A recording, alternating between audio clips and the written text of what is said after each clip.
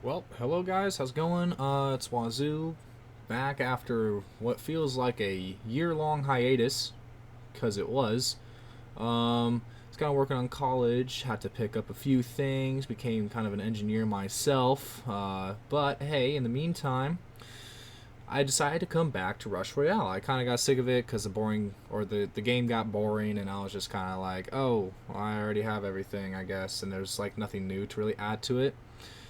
But a lot can change in a year, and after a little bit of grinding and, well, a few other things, I was finally able to kind of catch back up and get my account, well, back to kind of what it was beforehand. Maybe not as high in the trophy rankings, but close enough. So, today I kind of wanted to go over some of the new units as well as all of the event units that have popped up in the time. Sorry for the sudden appearance of all this. But yeah, so obviously the newest unit that kind of came out recently was the Banshee. And I thought it was a very interesting unit, just because it's not extremely obvious how it actually works initially. As you can see kind of from the description that I have on the right, Banshees periodically damage all nearby enemies. Attack intervals Attack interval buffs and debuffs coming from sources like Spear, Night Statue, and the Clock of Power have no effect on the Banshee, which is very, very interesting. But that means it can still get buffed damage-wise. So you can still use stuff like the Grindstone and can also take advantage of stuff like the Trapper. Okay, because if you notice, it only says attack interval buffs. This means that things, what's it called? Where else? I believe it's in the, no, it's in the Magic, my bad. Still getting used to all the new cards. But that means that stuff like this, or like the Enchanted Swords, because since they only damage boost and damage debuff, not attack interval, okay, they don't change attack rate. Enchanted Sword still works on Banshee.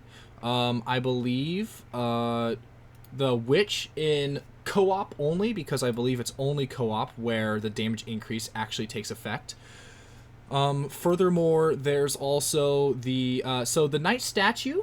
It doesn't increase the attack interval. However, the Night Statue still has a critical damage chance increase as well to it. So if you want to increase that, and so basically, if you're running Night Statue with Banshee, you don't want to use the mana because it does nothing. It's just for the critical damage, and if you're able to get a 17 to 20% boost. Basically, what I'm trying to say, attack interval buffs, like the Night Statue where it says attack speed increase, do not work. However, stuff like the Grindstone, the Enchanted Sword, and the critical chance on the Night Statue still work. And kind of continuing on with that, the Banshee has an interesting effect that's somewhat similar to the where is it? That's somewhat similar to the Dark Knight, or the Knight of Darkness on the Inquisitor. And it functions as such. As you can see here, it says inactive Banshees regularly, oh geez, lose a merge rank and give a Fear Orb to a random active Banshee. Each Fear Orb increases damage. And as you can see here, the damage increase is about 10% per orb, and they can have a max of 10 orbs, so it's basically a 100% damage increase. Already starting off with basically 500 venom damage at level 7. I'm not gonna wail enough to get it to like level 8, level 9. I just wanted to make sure I had the card so I can kind of test out its basic functions. So don't get mad at me because I didn't spend enough money to get the full thing. I just wanted to have it, okay? So calm your horses. Anyways, tangent aside, it will basically have an activation interval of, and so instead of attack speed, it has an activation interval. So basically every 0.5 seconds, it will trigger.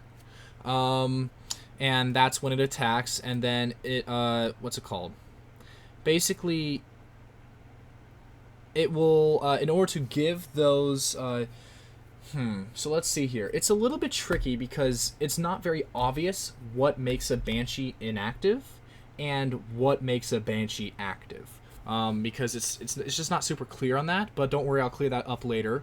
But just kind of continuing on with that, inactive Banshees regularly lose a merge rank every 20 seconds, it seems. That's from what I understand because of the orb delay. So every 20 seconds, I believe. But yeah. And then, so lastly, the Banshee is a new unit that also has a unique mana power-up. Kind of similar to that of the Monk. It's very similar. However, what it does is when using a mana ability, all Banshees, or when not when using it's when using the Banshee's mana ability, okay? All Banshees on the field, inactive ones included, so basically all of them, wherever they are, as long as they're on your field, then stuff will happen. Banshees deal venom damage that can be... sorry, my bad. All of the Banshees on the field will lose whatever radius they have and attack the entire field on your side. Okay? All of them, anywhere. That's very nice, as instead of just having one Banshee do all the damage, you have multiple. Very, very, very nice. Furthermore, Banshees deal venom damage that can be buffed with the Earth Elemental. Banshees keep attacking even when they are affected by stun or paralysis. Basically, Banshees are a permanent, constant source of damage. Now, to kind of go on about what it makes a Banshee active or unactive. Also before I continue, the Shriek duration is 12 seconds, and it's basically all of them go active and they can hit everything on the field. I'll show you that in a second. I'll run a quick game with it. Can't promise I'll win because it's only level 7, but hey, we'll see. Shriek cooldown is 30 seconds. Okay? So, with that out of the way, let's kind of start to look at the possible talents, because this unit did come with talents, which is very, very nice. So the possible talents that you can get with the Banshee consist of Coven. Banshee damage is increased by 5% for every Banshee in the chain. Maximum damage is reached with 7 Banshees. The reason why it's 7 Banshees will make much more sense in a second, but for now, we're just gonna focus on the fact that you can get a maximum of 35% extra damage using Coven. Furthermore, then there's also Banshee kind of follows very similarly to the Inquisitor in how you can either have a multitude of them or very few. But anyways, continuing with that, if there are no more than 4, so basically 4 or less Banshees on the field, the attack radius is increased by 30% and the damage by 25%. So this makes it so that you can have Banshees overlap a lot more with their hit radius. However, at the same time, it means that you are also just getting less of a damage buff. In my opinion, though I'm not like the biggest professional out there, but just kind of what makes sense to me is that you want to do Coven, because in this meta, you want to do as much damage as possible and hurt your opponents as much as possible. Getting that extra radius, I don't know if that extra 30% radius, because you'll see in a second, the radius itself is already pretty big, and plus if you have Shriek going quite constantly, I think you'll be fine. But losing that 10% extra possible damage, and then you only can have 4 Banshees on the field, I don't know if that's worth it, in my opinion. But yeah, that's, once again, just my opinion, just my thoughts. I don't fully know how this will all play out. Anyways, so at the level 11 talents, we have Growing Anger. Using an active ability, basically using the Banshee's ability, has a 5% chance of increasing the merge rank of the lowest merge rank Banshee. So basically, if you have a bunch of merge rank 2s and then one merge rank 1 Banshee, it will just it has a 5% chance to increase that. That's a 5% chance to increase that lowest rank Banshee. However, there's an upside to this one. The chance increases by 5% for every Banshee on the field. So if we're using Coven, which says that we at least have 7, we have it's either a 40%, because I don't know if it starts at 5%, and then, so like if you have 1, it's 5%, but it might be if you have 1, it's 10%, which would make it already a lot better. But anyways, so I'm just gonna go with the fact that it might at least, if you just do the simple 5% for every Banshee on the field times 7 with Coven, that's at least a 35% chance of you increasing emerge rank, if not 40, because it might start initially at 5% and then for every Banshee it increases by 5, so it might be 40% chance. But let's just say that you have because so basically it's like the number of Banshees plus 1 is the number you want to use to multiply it by 5. Anyways, that's just more math stuff, but it's at least like a 35, if not 40%, if you fully activate Coven, which I think is a very, very nice thing, because basically every time you press that button, you got a 50% chance or 40% chance of ranking up one of your Banshees, which, trust me, it can be a little bit of a pain, like with the decks that you incorporate this in. Next, the other level 11 one is Spirit of Vengeance. If there is one or fewer Banshees on the field, merging units results in a new Banshee. Damage of all Banshees is increased by 10%. So, here's the thing that confuses me on this, is I don't know what the permanence of that damage of all Banshees is increased by 10%. I don't know if that only lasts. It doesn't say it lasts for 10 seconds, so I assume it's a permanent buff. However, I also don't know how much it stacks by, because it doesn't say that it caps at stack. It doesn't say that it stacks, unlike other things. Like here in Coven, it says that maximum damage is reached with 7 Banshees. It also says Banshee, and then for every Banshee in the chain, okay? And in the chain, so usually whenever it says chain, you have to have it connected like Engineer.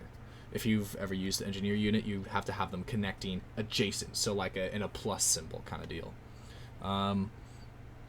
Not diagonal, just like up and down, left and right. Anyways, point being, so this is very nice because if you are low on Banshees from all the merging, you are guaranteed to get one. And it also, at least, since it doesn't say that there's a time limit on it, I assume it's at least a guaranteed 10% damage increase. And obviously, we love damage increases. Furthermore, I feel like this one's just overall the better one, because the Growing Anger, though it increases emerge ranks, you lose out on this 10% damage. And furthermore, if there are one or fewer Banshees on the field, like you at least have two Banshees at all times, essentially. And so I think this guaranteed Banshee this guaranteed 2 Banshees, as well as the fact that you probably get like a damage in, so like initially, if you just do a bunch of merging and like have 0 to 1 Banshees and just keep merging like very small amounts of Banshees, you could probably get this up to like 100% increase if you play it smart, which would probably be insane. However, that's on the side note. Now going on to level 13, you then have the first one, which is Infirmity, which movement speed of monsters within the Banshee's attack radius is reduced by 30%. Armor of monsters within the Banshee's attack radius is reduced by 15%. Okay, so once again, this one I feel like is very, very good as well. It's reducing the armor of monsters by 15%, which is not necessarily a direct... is it? I don't know. I'm too tired. I had 4 tests this week, so don't blame me if my math's bad. But it's at least a 15%, if not better, increase, just because it's a different multiplier. So usually when you're multiplying multipliers, kind of spreading out that damage multiplication allows you to do actually a lot more damage than you would initially think. So if you were to add 15% to like 300% extra damage, it wouldn't be as great as taking away 15% of your monster's armor, because that just increases the multiplier. It's I don't know what the rule's called, but it's like a thing if you do a bunch of like damage multipliers. Point being, it's a thing. Trust me, you can look it up. But anyways, so this one seems really good because it makes the monsters stay in the radius of the Banshee longer because it reduces their speed by 30. And then it also reduces their armor. I wonder, I don't actually know, since I can't test it out. I don't know if it actually works with, I don't know if it actually works with I'm totally blanking here. It's, you know what I'm saying, the rare armored, what's, you know what, I'm just gonna look for his name. Where is it? I know it's in technology. There we go. This guy, the chemist, or if it works with, is it this? No, it's in forest. There you go. And trapper. I don't know if it stacks like that. It doesn't explicitly say that it gets debuffed, or it probably does. It probably doesn't like stack, but we'll see. Anyways, further on, we got decay. Monsters within the Banshee's radius die at 25% health, while bosses die at 15% health. This one is really good. So both of these level 13, I can fully see their uses. I personally think Infirmity might be the best move. Maybe at much higher much higher ranking, so probably like past 7k trophies, decay might become much more useful, just because once it basically starts pulling an executioner. So basically, yeah, it starts pulling off an executioner essentially. And I can't remember if, so it does increase with the there we go. So yeah, so it kind of starts pulling off, maybe not to the extreme of Executioner, but it's basically an Executioner, a small like level 11 Executioner that has 0 mana power-ups built into the Banshee, which actually does surprisingly a large amount of damage, a very large amount of damage. I've tried it out, it does great. And so then we have stuff like the Banshee's Wail, which is the last level 15, and that just basically is once again another like 5% chance of critical, like just to have a 5% higher chance of critical attack. So just a 5% chance increase. And then when using Shriek, bosses lose their ability for 4 seconds. So I don't actually know how that Shriek works. I don't know if it affects stuff like I don't know if it affects what's it called, people like Tribunal or Kasune, some of the new bosses that are out. I'm trying to think of other bosses. I guess Bedlam. I think it would affect Bedlam, but I also don't know if you have to activate it and then the boss gets hit, or if the boss is in the Shriek radius and then gets hit with the Shriek, or like if the Shriek is activated before the boss enters, you know, and then the boss enters and then gets hit with Shriek, then there's like a 4-second immediate then. I don't really know how that works, but that's just some ideas of how it possibly could work. Maybe when people finally get it upgraded and stuff like that, we could check it out. But yeah, that's pretty much it for all the stats, and kind of like some decks. So I've tried it out. I've tried out a few. And I'm just going to briefly show kind of how this one works. And so Banshee, let's see here. So, I mean, it's kind of focused on merging. So I actually tried it out with the Earth Elemental, and I found it to be pretty nice. And then I believe this is already in. Cool. I do like Harley Quinn, which is already in. And then let's see here. I believe I have to go back here. Yep. Perfect. Cool. I've noticed this to work out pretty great. Another way, you could use other stuff such as, wait, where is it? I'm totally blanking here. There it is. You could use stuff like the grind wheel. You could also use stuff like the sword. The sword might be more beneficial, but currently I believe this to be so much better because it's just a venom damage increase of 50% at level 9, and when you increase, like, get it to level 15, like an 80%, like if you max this character out, that's an 80% venom damage increase, which is huge because the Banshee is, well, venom damage. That's all. There's just literally no other type of damage. It's just venom damage. And then furthermore, if you were to use, so you could argue that the swords would be more beneficial, but A, you have to make sure the swords land, and that's not really guaranteed. If we look through like the swords, I'll go over these newer units that aren't events later, but like it's not guaranteed, basically is what I'm trying to say. It's more of a debuff. It's more like of a debuff tool that happens to buff you. That's how I've noticed how it gets played, but that's obviously from me using it as level 8. Point being, I found this to be kind of the best deck for now. I obviously, once again, my opinion could be wrong, but let's go ahead and hop into... No, for the love. Let's go ahead and hop into a simple chapter 1. Let's just do a quick floor 3 playthrough. And I'll just go with a random. And so what I'm gonna demonstrate with, if people will play the chapter 1 floor 3. I hope it's not... Okay, cool.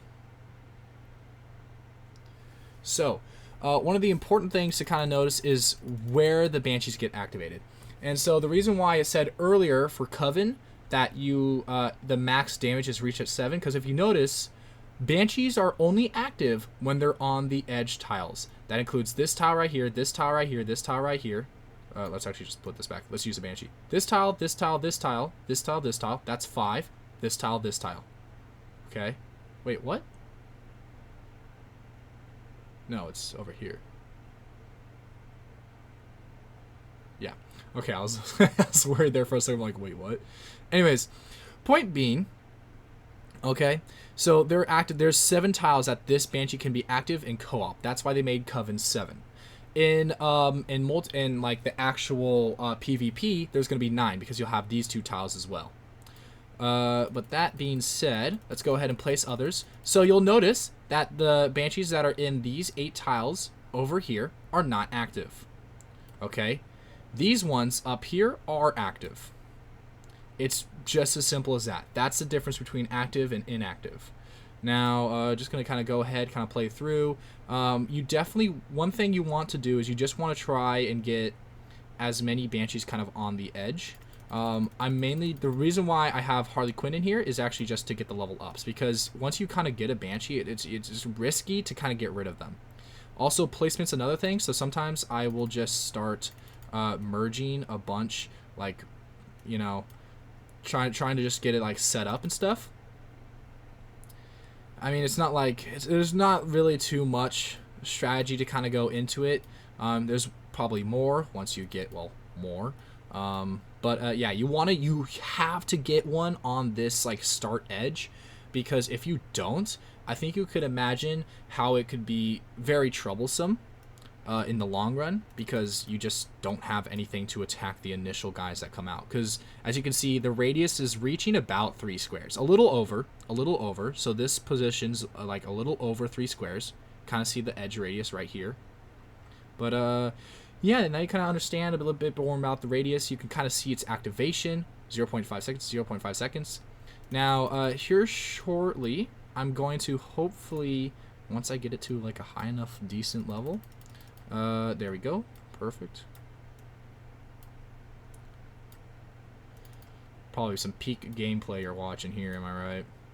But anyway, so I'm going to wait for the boss to appear just so I don't, you know, ruin the because I know this guy Nice, I'm just gonna call him Nice, is, you know, just trying his best to survive, so I don't want to ruin his chance of passing floor 3. Yeah, so I'll wait till the boss spawns, but Shriek will once again kind of cover this entire area right here. If you can kind of follow my mouse, it'll cover that entire area. Let's go ahead. Okay, we got some... I'm going to go ahead and kind of merge this over... Ooh, no. I just had a total misplay. I meant it anyways. So, I mean, it's not the worst thing in the world because I could still do that. So, whatever. Let's go ahead and spawn a few more things. There we go. So let's go ahead and combine all these guys. Okay, so this is Shriek. So you get these weird red lines and it activates all around there. Okay? And that's essentially how Shriek works. So we're going to go ahead and play out the rest of this match. It should be an easy match because it's, well, floor 3. Yeah, so let's go ahead and merge these together, get the 4, put that, kind of buff up this. There we go. So we just need one more, and then we would have the fully... Oh, there we go. And? Nope. Okay. That's fine. Personally, you kind of want to be careful and careful when you're doing kind of these corners, because the Banshees have to be on those corners in order to actually get their damage. So I think the better, smarter thing to do would have been for me to combine them down here, so I can like leave this space right here, these 8, as like the combining space. But it's fine to have a level 3. So one of the things you want to upgrade is obviously that guy to make him do more damage, I guess, because he is your secondary damage dealer.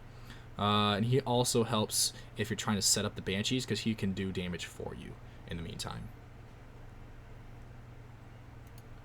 Sorry about that, had a little lag spec. But we're back. So now we're just going to kind of play it out. Let's see here. So I'm going to go ahead and grab all these and kind of level up all my guys over there. I'm going to go ahead and combine these because I only really need one of them. I'm going to wait it. Yeah, let's go ahead and do this because I do want to make sure that my front runners are the most like buffed, just so that I can make sure that I kill off most of the stuff and leave these guys like as like a secondary deal, because most of my damage is going to be dealt initially. The rest, I have 4 guys to deal all that damage. But if you notice, you do have overlap in the hits. Also, what's interesting to me, it's a little hard to follow, is the actual tick rate, or basically the amount of times that it actually triggers the. So this is rough. So that's when Shriek would be beneficial, because that would not happen. You might say, oh, you could have used Shriek. I don't think I would have done enough damage. But let's see here. Okay, perfect. That's a good workaround. Let's go ahead and grab this, grab that. Okay, let's place a few more. Let's place a few more of these. Place that. Let's go ahead and also you'll notice that they're just always active and always screaming. So that's another thing to note. Even when there's no enemies, they're still doing their thing. Let's see here. So I just kind of gotta wait. So as you can see here, up here is the dark orb that I was talking about. It's got 1 and 1.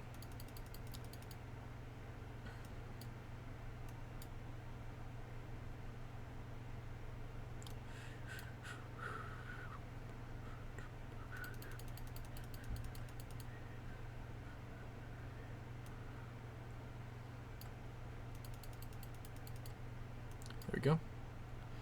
Okay, let's see what I can do here. So honestly, once you kind of get to higher levels, it's also not a bad idea just to simply like place this here, because then you can also get more dark orbs, because once again, it's 10% damage increase for every dark orb.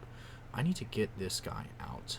I think I might actually just want to see what this gives me.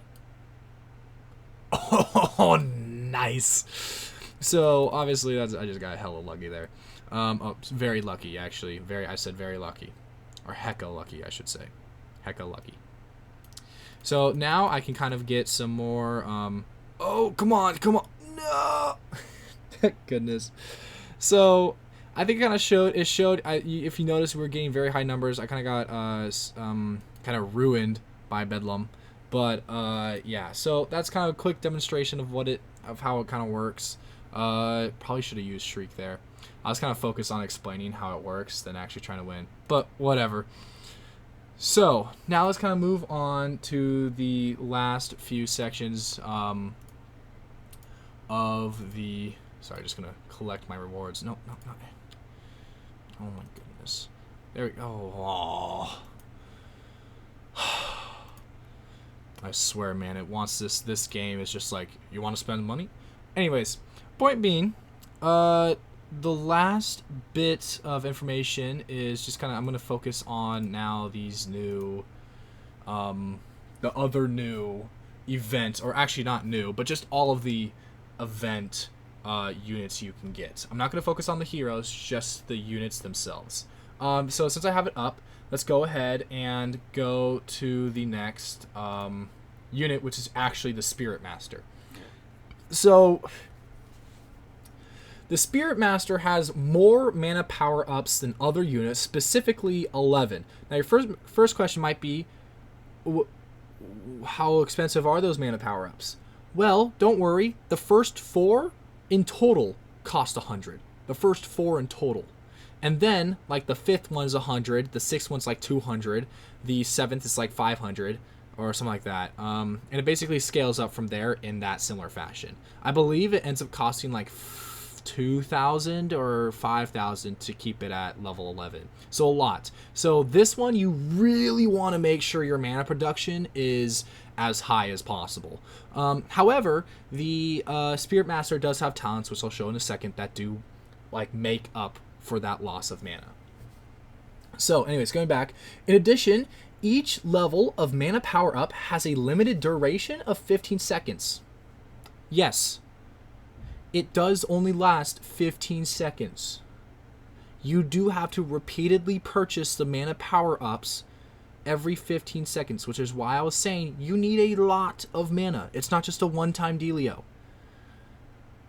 Okay, which a little upsetting, makes it a little bit difficult to work with, but the talents do help. But what's a little bit unfortunate is that in order for this unit to really be effective and to really do some damage, you need to have some of these talents to make like just your quality of life just that much better. I will say I have tried it out. It's very effective. I'm not going to try it again because it's pretty straightforward how it works. So I'm not going to worry too much about that, but let's keep going. So after the end of after like the end of a mana power up, it just goes back down a level. So if it was at level 5, it will go back down to level 4. Then it'll count another 15 seconds. Then it'll go back down to level 3. Then it'll count another 15 seconds to level 2. Pretty simple, pretty straightforward. And then, however, you basically, if you want to keep it constantly at level 5, basically, if you want to keep it constantly at level 5 or level 4 or whatever, you can kind of just keep it at level 5, wait for the 15 seconds to run out, and then buy it again. So, and then you'll get it for like another 200. So it goes back down to its previous price. So it's not like it's super bad. But point being, so during a mana power up, the unit increases its level and refreshes the time until the level is reduced. Okay, so every time you click the button, it just refreshes the time and levels up. Okay. Each mana power up increases the Spirit Master's damage and critical damage in proportion to the number of mana power ups. If you kind of scroll down here, you'll see what that is. So if you notice right now, at level 1, the damage power up is 0% and the critical damage power up is 0%. As soon as I click it, the damage power up, just going from 1 to 2, is a complete 100% increase. It goes from 400 to 800 damage, just right then and there, which is really nice. Then you go to level 3. It's now 200% damage power up. I'll explain the critical damage in a second because the description explains it very well. And it goes all the way up to level 11. And if you notice, that's a damage power up of 100% and a critical damage power up of 100%. Now, going to the critical damage power up, it explains it perfectly right here. Critical damage increase is relative to the player's critical damage. For example, if you have 1,000 critical damage, and you have the Spirit Master at the max level, so it has a critical damage power up of 100%. That's 1,000. That's 1,000% times 1,000%. So you get 2,000% critical damage with the Spirit Master, even though you only have 1,000. So if we look at mine, I have pretty low, honestly, but 1,779%. Which is basically 1,800. If I was to, let's say, power it up to max, that goes from a 1,800 to a 3,600%. Very, very nice, very big numbers. We like big numbers. Okay, but I gotta make this a little bit quick, but that's pretty much the gist. That's all you really need to know. Now going through the talents. So, I'm just going to summarize it really, really quickly because I am running out of time and I want to make sure this is at least under 45 minutes because I spent a lot of time kind of talking about the Banshee. So the Elixir of Life, upon a mana power up, has a 30% chance to refund mana spent for the power up. that's pretty much it. So at level 9 is when you get one of the biggest benefits of them all, is you have a 30% chance to just refund the mana spent for the power up, and you're going to be buying a lot of power ups, so it's very much worth it. Furthermore, upon mana power up of 7 or higher, that has a 15% chance to increase the merge rank of one Spirit Master. Okay, so you have to reach mana power up 7, which I believe is like 500 mana, I believe, in order to like purchase the level 7, which I think is in total like about 900 mana in total to get to that point, and then a repeated 500, something like that. But basically, it's either a merge rank increaser or you get refund the mana you spent. Now going on to level 11s, upon a mana power up, it has a 40% chance to throw a boulder at an enemy, stunning them for 4 seconds. Does not work in PvE. So basically, when you're doing co-op, it doesn't work. But when you're doing like just PvP, it does throw a boulder at an enemy unit and stuns them. Then there is also the same thing, but just for the actual like enemies, or for the actual monsters that you have to kill, and it deals 1,500% damage naturally instead of 400, and it's also affected by the mana power ups, which is huge. Okay, and it stuns the monsters for about 2 seconds. I don't know if it works on bosses. It doesn't say that it does not work on bosses, so it might work on bosses basically, but I have yet to find out. If you would like to comment if it does. Also, if you know stuff that I don't, please comment so that I can learn. That's kind of part of this too. I'm still learning as well. So, but moving on to level 13, we have upon a mana power up of 7 and higher, assumes the fire spirit form. So it really seems like you kind of just want to go life surge, earth power, flame power, because I believe you start earning enough and you don't really go fully maxed, because like 5,000 mana is a lot. But anyways, continuing on with level 13, we have mana power up of 7 and higher, assumes the fire spirit form for 7 seconds. So for about half of your mana, a little less than half, and you gain a 25% AoE attack. So that's pretty nice, but that just means you have to constantly be buying, so you'll probably want to stay at the 7, at the mana power up of 7, maybe 8, whatever it's easier to afford. And you get about 80% and 800% damage increase. And then there's the storm power. Once again, it has the same thing, but instead of dealing AoE, it increases the attack speed against bosses and mini bosses by 85% chance. And it has a 50% chance of purging all negative effects on self. Now, if you've been in the recent meta and you've played any games, you'll know how annoying it is to verse Sword, Witch, and all the other ones. And you hate kind of losing your enemies or your units to also just like the new Fire Lion that will decrease. Like, there's so many negative effects now in the game that this purging all negative effects is a huge effect, and just that alone might make it more preferable.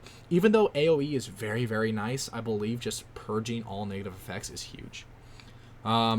Lastly, we got Critical Might, increases the critical chance damage by 0.4% for each mana power up. That means at max level, I believe at max level you just get 4% critical damage chance increase, which I think is honestly really lame. And if you're going to stay around 8 the entire time, then, well, that's like 3.2. So it's like practically nothing. Even like other units get more. I don't know. I feel like this final one is very, very underwhelming. I could be mistaken, but it feels very underwhelming. Unless this, for each mana power up, is actually collective amongst all your units, which it should be in my opinion, that'd be awesome. That'd make this unit insane, but I think they had to nerf it, and this might be the result of the nerf to where it only affects its own power-ups. But yeah, that's it for the Spirit Master. Now we're going to move on next to Tesla. So Tesla's also one of the other new units that I've tried out. I've played this unit a lot more than the Spirit Master, and I've found it to be a very, very fun unit to play with. And let's just go ahead and read its description. It says, Tesla attacks the first target on its path. When units on adjacent tiles are merged or increase rank, he receives 1 charge. So what that means is just kind of like, basically, if you have a unit above, below, left, or right of Tesla, and you either increase its rank or you merge it, so basically any form of increase of rank, next to it, it will gain a charge. The amount of charges it can hold is directly equal to its merge rank. At merge rank 1, which is the base, it can only hold 1 charge. At merge rank 2, 2 charges. 3, 3 charges. 4, 4 charges. So that means at max merge rank of 7, it can hold 7 charges. The charges further, first of all, I believe, increases damage per charge. Okay, that's 341 per charge. Okay, look at this. We get it to 7. Or let's just go 6, or actually 5. 5 is a lot more feasible. Actually 4. 4 is very feasible. I've gotten a lot of games where I get 4. You get a total of 4 charges. Okay, that's a huge number of damage per charge. That's a huge damage increase. Okay, furthermore, there's something that it doesn't actually it does specify. It receives a chain attack when maximum charge is increased, and the number of charges is, well, just 4. Unfortunately, it's just 4. Period. So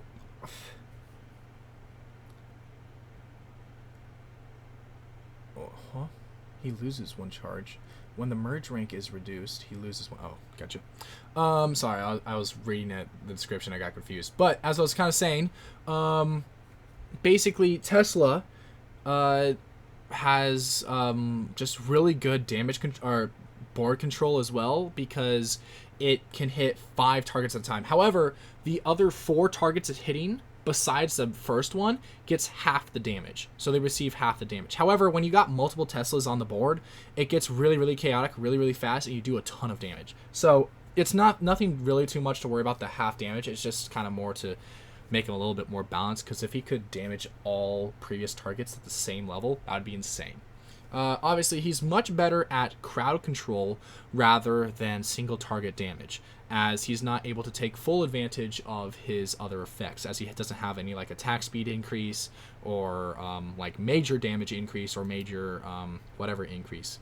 But going on to his talents, we're able to see that he does have a few new benefits. So one of them is when receiving a charge above the maximum or when a boss appears, a Tesla will become overcharged and receive a 30% damage increase, which is huge, especially when he already has like a natural 2k. Okay, and it gets increased only for 10 seconds though. On the other end, for level 9, when your opponent merges units, the charged Tesla has a 50% chance of becoming overcharged.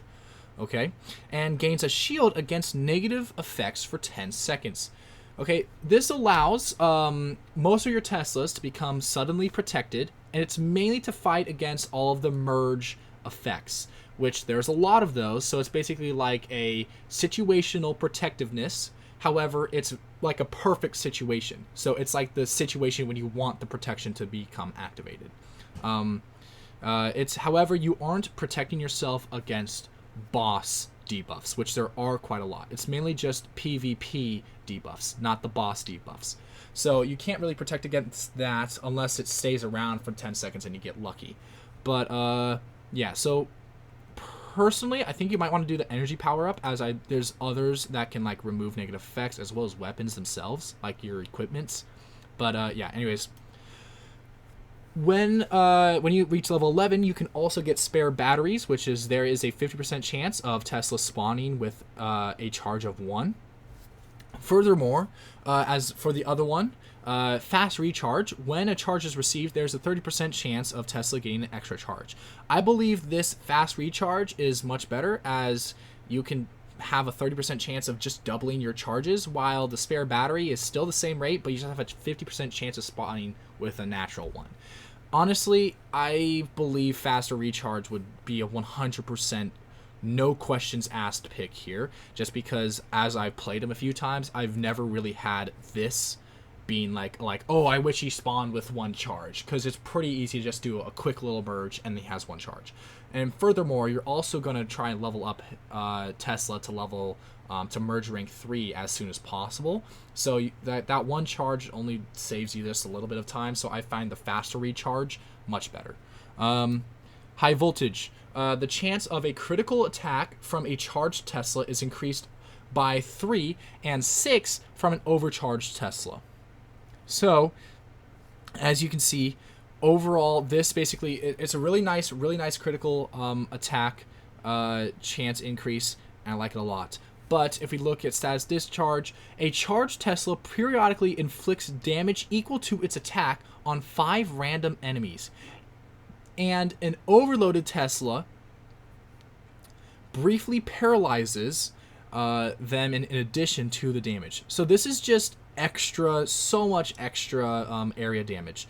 However, once again, I do believe that the high voltage will be better in the long run, as it allows you to deal a lot more damage to bosses a lot more quickly. And especially once you start getting up in like the huge ranges of like 5,000 crit damage, this would be very, very nice. Lastly, we have Megawatt. Charges above the limit are sent to random non-overcharged Teslas in the field. That alone is huge. That means as long as you merge near a Tesla, some other Tesla that's not overcharged will become charged. Basically, we'll get an extra charge. Trust me when I say this is something I wish I had. Because trying to work the board in order to... Because sometimes Teslas can get trapped in a corner, but they'll be like tier 4s because you're merging, and you're like, shoot, I don't want to get rid of a tier 4 Tesla. That's like an extra 2,000 damage per hit. Furthermore, when receiving a charge, the Tesla deals damage to the monster equal to 5% of their health. The number of targets depends on the merge rank. I mean, this is crazy. It's just a huge damage feed to Teslas. It basically makes whatever the negative of Teslas was pretty much non-existent. And you get a buff from it too of that 5% of their health. That's a huge amount of damage, especially in the late game. So I think this is one of the best. However, the late game, though, it gets a lot harder to merge, so depends. But I gotta say, this is definitely one of the best talents that you can get. Unfortunately, it's locked behind level 15, but what can you do? So next on the list, we have Robot. Now, Robot has been in the game a lot longer. At least I remember he's been in the game a lot longer. He or she, I don't really know. It's a robot. But the robot's a very simple one, as you can see. Robot Progress 1, which is basically the first time you merge the robot, it gets the ability to attack. And you're like, oh, okay, fine. And then once you hit that Progress 5, that's when you'll be fine for a little bit because you get area damage. And that area damage really saves when all those crowds of monsters really come in full force. Now, once you hit that 10, that Progress 10, which means that you've merged the robot with something else 10 times, okay? So either like a mine, a Harley Quinn, or the robot itself. If you've done 10 merges using the robot unit, you then get increased attack speed. Then at 15 merges, the robot gets increased damage, and then at 20 merges, the robot gets critical chance increase. And here is basically all of those damage increases and such. And trust me when I say, once you hit that 20, it becomes a very formidable opponent. But that's really all it has to really offer in its like mechanics. However, the talents are where stuff really starts to shine. Now, first of all, the level 9.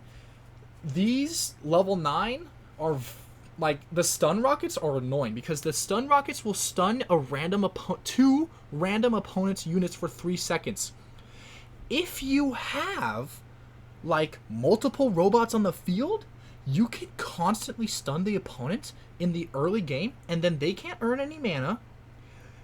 They can't they basically, you could stun lock the opponent if you play this right, and then you can win within the first 5 seconds of the game because opponent can't do anything. However, once again, this is based on chance and luck, so it's not guaranteed.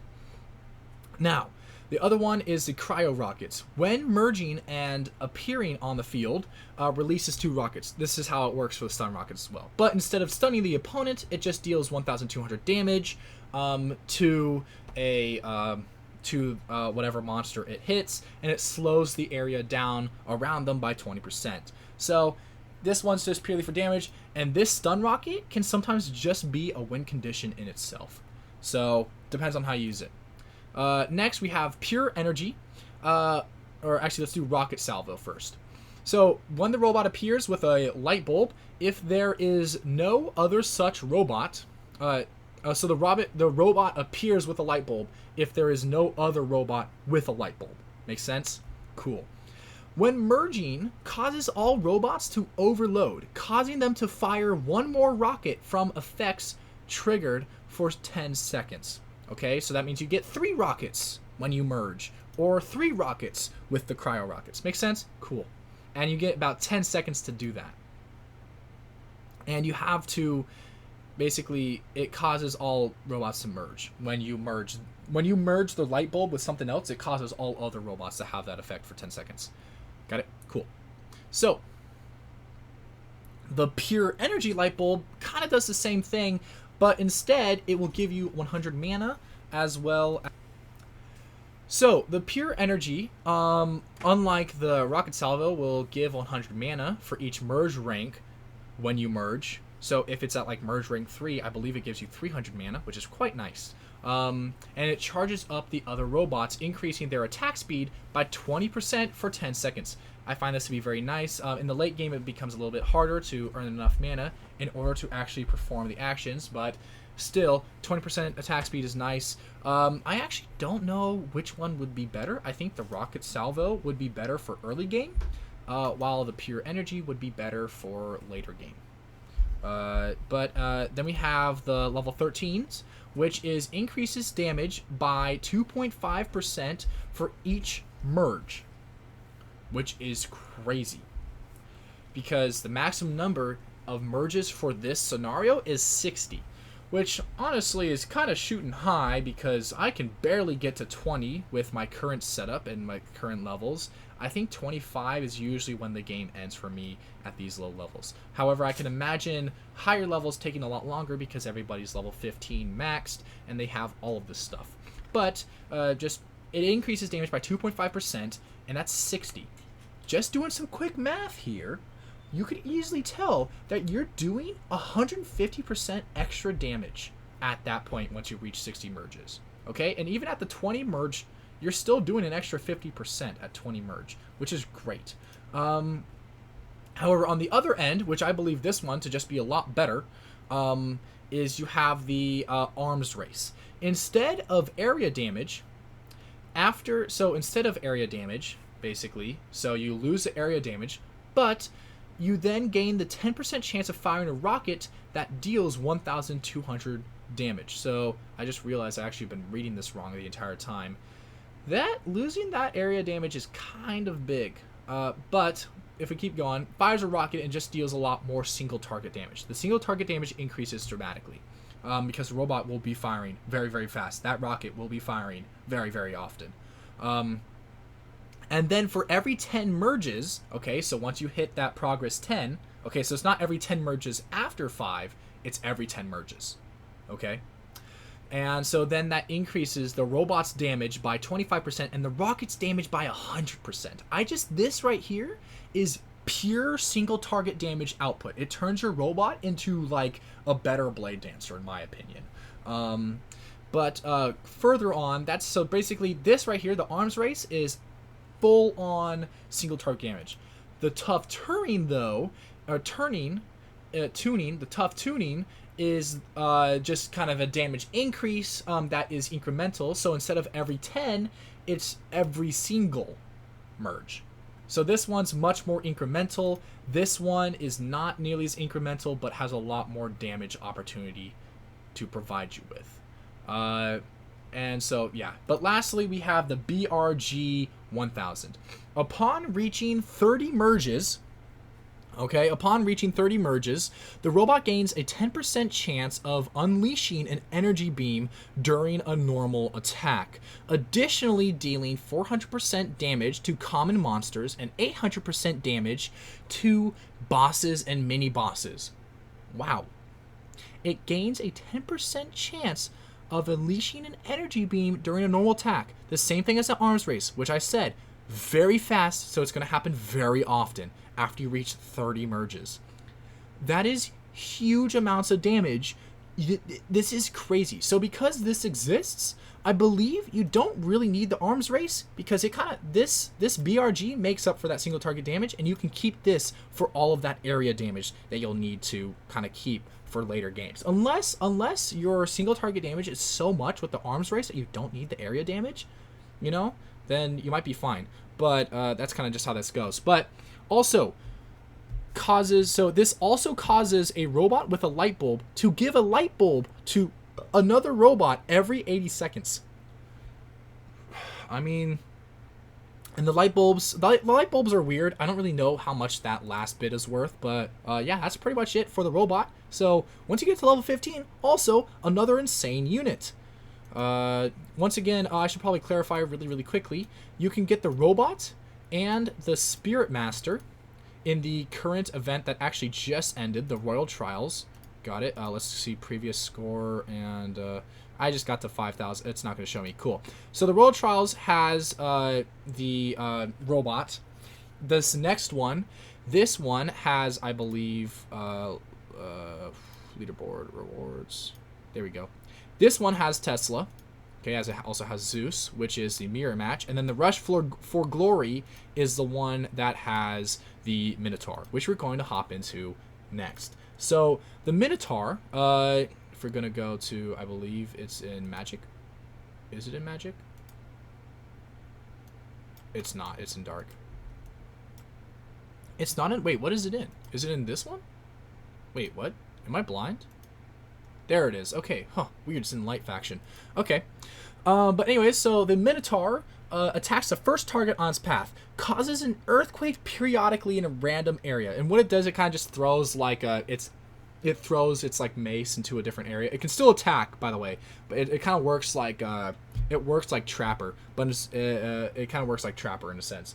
And so it'll hit like kind of a fairly big range on the path, and that's where I believe it does most of its damage, because the path attacks quite often very fast, because the Minotaur itself doesn't attack fast. However, when you look at this, also when you upgrade it, that's when it starts to, you have to get it to like tier 6 for it to actually attack in a decent interval. So I don't know, we'll see. But periodically in a random area within its radius, monsters are slowed and damage is inflicted on them periodically, and it's a lot of damage, I gotta say. When merged, the Minotaur summons Rockfall, which slows monsters down even more and inflicts damage equal to % of missing health for 4 seconds. Okay? So it's basically %. So 5. So if it's missing a lot of health, it will deal 5% of that missing health. Okay? So that means you have to hope that your Minotaur does most of the damage, and then you finish it off with Rockfall. Okay? And then it does the damage, it lasts for 4 seconds, and it does the damage interval on 0.8, so it hits about 5 times. And that's really it for its abilities. It has a damage of about 200, and a trap damage of about, well, you can kind of see it there. And once you increase it, it also increases the trap duration, and that's about it. But, yeah. So, now let's look at its power-ups for the talents. When the Minotaur is merged, appears on the field, or increases rank. Okay, so merged, appears on the field, or increases rank. All Minotaurs go into Berserk. Berserk mode causes the damage of earthquakes to increase by 50%. That's pretty big. Now you see what I'm saying. The earthquake is where most of your damage comes from, and then the rockfall kind of is like a finish off from what I'm noticing. I could be wrong though. But here we go. Berserker Madness. So the Berserker Might is the earthquakes, and then Berserker Madness, same condition to cause the Berserker, Minotaur to enter Berserker mode, and instead of 15 seconds, it lasts for 20 seconds, and its attack speed is increased by 400%, making up for its massive lack of attack. Basically, it go from 3 seconds to about 0.75 instantaneously, which is awesome. We like that. and it gains area attack and bonus damage equal to 100% of the earthquake damage. The Minotaur stops using earthquakes. So it basically makes the Minotaur the main focus of the damage rather than the earthquakes it spews out like Trapper. Pretty nice. When the Minotaur appears on the field, he stuns all the monsters on his path for 2 seconds. Once a target has been stunned, it may not be stunned again, which just means that it can only be stunned once. You can't repeatedly stun it like you can't repeatedly stun it, pretty much. And when the Minotaur appears, so for the other level 11, when the Minotaur appears, he stuns 3 units on the opponent's field for 3 seconds. Does not work in co-op. Okay, pretty cool. They can be stunned again though. Okay, and this is for the opponent's units. So it's basically like the rocket at level 9 for the robot if you have the light bulb. Pretty nice. The earthquake, so for level 13, the earthquake damage leaves a crack effect on the monster, which increases the damage inflicted by the earthquake for each of these effects by 500%. Maximum damage cannot exceed 300%. So basically, while the monster is in the earthquake, it will slowly increase the amount of damage it receives, basically. And then we have, with each main attack, the damage of the Minotaur and his summon earthquakes is increased by 10% maximum, is increased by 10%. Which is basically, this is the one you want to use if you're using Berserker Madness, as it increases your damage to 400%. That's crazy. Damage is reset when the target is changed, so it kind of turns it into a small Inquisitor, essentially. And now we have Critical Fury. Minotaur's critical damage chance is increased for each Minotaur on the field by 0.4. I assume that's supposed to be 0.4%, because it's a comma. I don't know if you can see that, but it's a comma. Anyways, additionally, increases critical chance in Berserker mode by 4%. So if you have 10 Minotaurs on the field, you get 4% chance increase, and then if you go into Berserker mode, you get an extra 4. That's pretty freaking good. But that's really it. So personally, from this one, I think, I don't know, if you were to do this one, you'd have to do that, and that, but I believe this might be the better path. Just to go Berserker Madness, Ancient Rampage, Growing Power, and Critical Fury. Just because overall it sounds like just the better path to take, as well as Growing Power can work for both of these. And plus, Growing Power is basically crack, but like better. I don't know. It seems obvious to just kind of go this path. Anyways, that's it for kind of like all of the event legendary units you can get, as well as a new Unit Banshee. I know this video is long. I just like to make long videos, I guess. But other than that, I hope you guys enjoyed the video. If you want me to make kind of more stylized around, like kind of just reviewing what the units do and how I could possibly see them being used, then please let me know in the comments below. Don't forget to like and subscribe, and yeah, see you guys in the next video.